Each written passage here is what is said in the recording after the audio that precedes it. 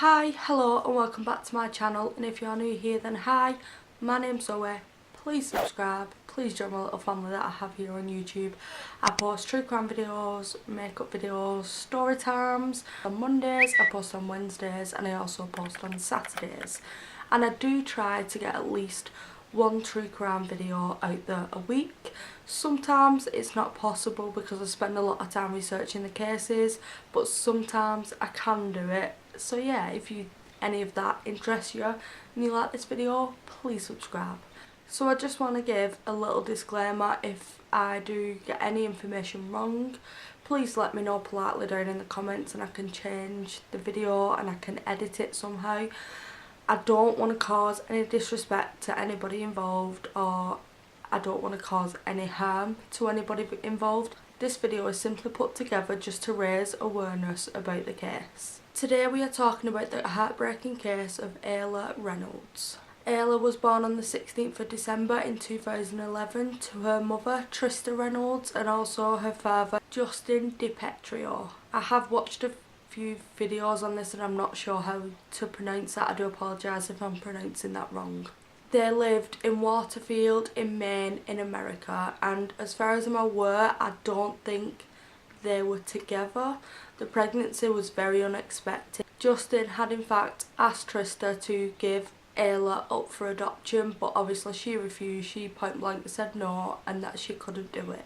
When Ayla was 1 year old, her mother Trista was suffering with addiction and she was struggling with the battle of addiction, so she decided to check herself into rehab, and she did this to give her daughter a better life by tackling her own struggles. She was planning on making her daughter's life better.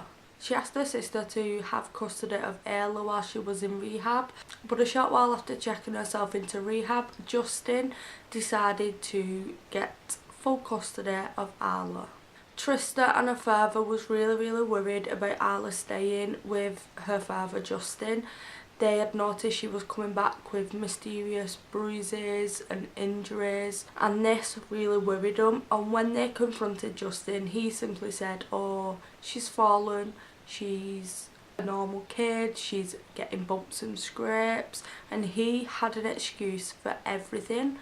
But Trista and her father were still suspicious about Justin. Because Trista was so worried, she decided to check herself out of rehab and start a custody battle against Justin to get her daughter back.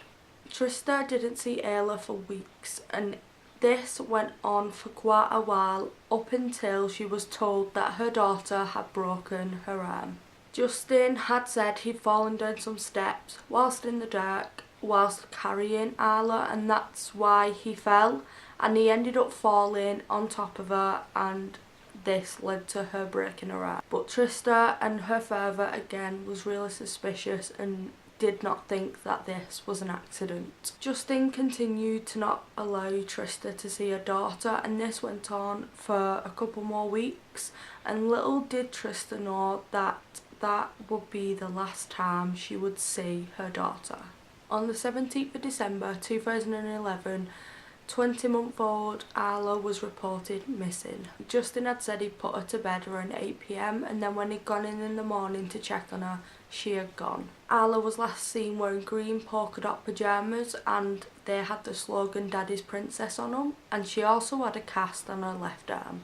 3 people were in the house at the time of Ayla's disappearance: her father, his girlfriend Courtney Roberts, and his sister Alicia. How did you find out your daughter was missing? I got on the phone and it was my dad, and he was in tears, and I said, "Dad, what's going on? What's wrong?"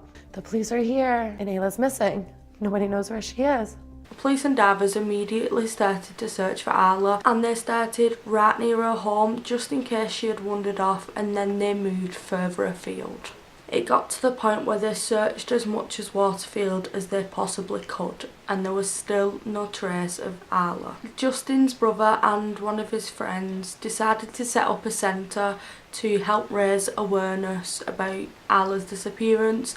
They made t-shirts, they made flyers, posters, and a whole lot more just to try and raise awareness. Whilst the search was being conducted, police started to interview the 3 people that was in the house when Ayla disappeared. All 3 of them were adamant that Ayla had been abducted, but police had a strong feeling that in fact foul play was involved. When searching Justin's home, they found Ayla's blood.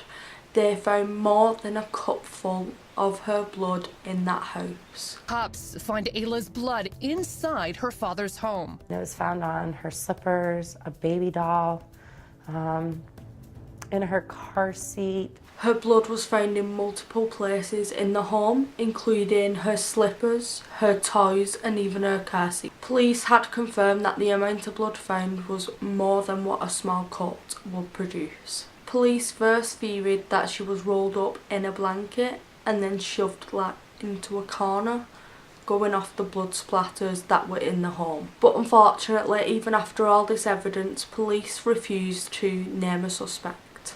But they do speculate that there is a secret going on and people are trying to cover it up.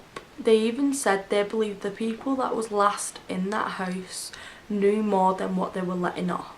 Justin, his girlfriend and his sister refused for months to talk about anything to do with his daughter's disappearance. On the 25th of June 2015, an unidentified toddler was found dead on the shore of Deer Island. Now, this unidentified toddler was around the same age as Ayla and was killed around the same time as Ayla, but it was later identified that it was not Ayla, and the body was later identified as Bella Bond. Police vowed to not give up the search for Ayla, but they highly believed that she wasn't alive.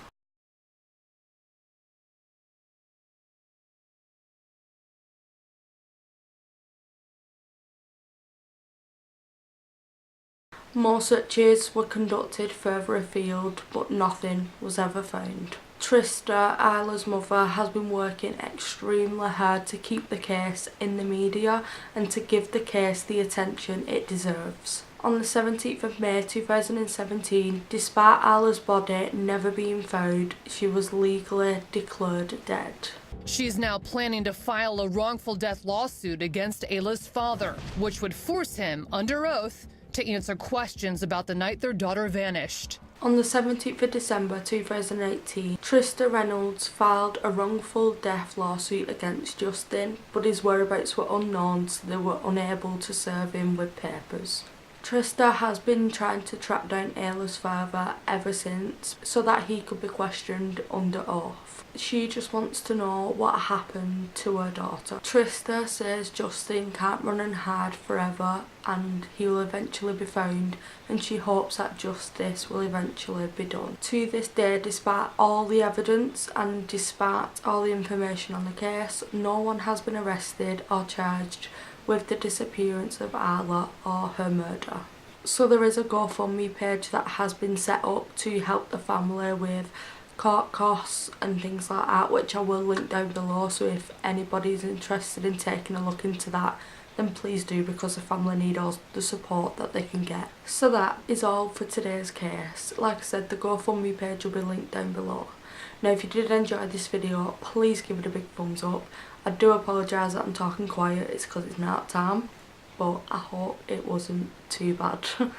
But yeah, please give it a big thumbs up, please subscribe, and I shall see you in my next video.